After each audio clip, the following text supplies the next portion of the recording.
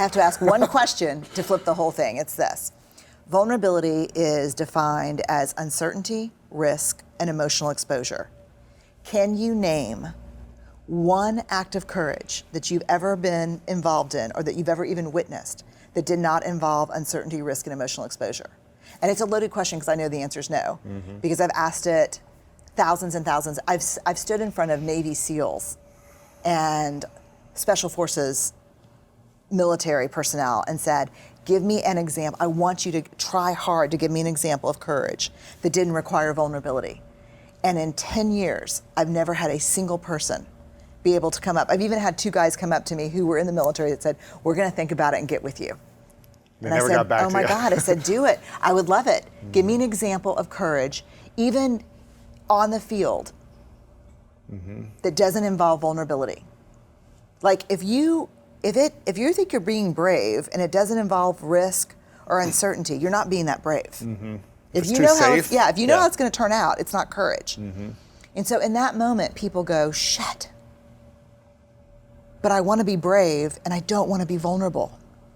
And I'm like, therein lies the great dilemma of our time. Right. Yeah, no one wants to be uncomfortable. No one wants to be vulnerable and everyone wants to be brave. And it just doesn't work like that. Right.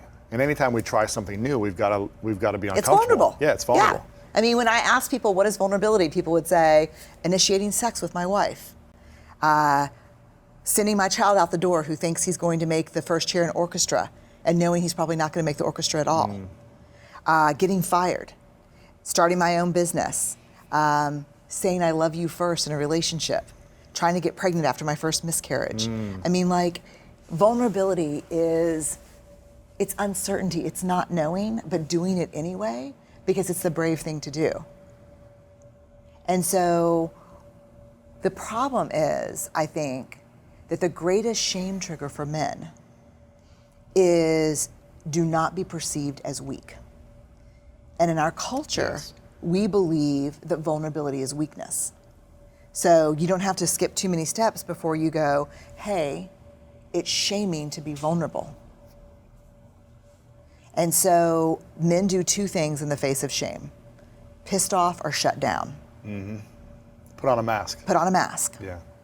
And so what we're learning and what people are starting to see very quickly is you cannot be a courageous leader if you're not vulnerable, if you're not willing to have hard, uncomfortable conversations, give hard feedback, receive hard feedback, excavate issues like Charlottesville that no one wants to talk about.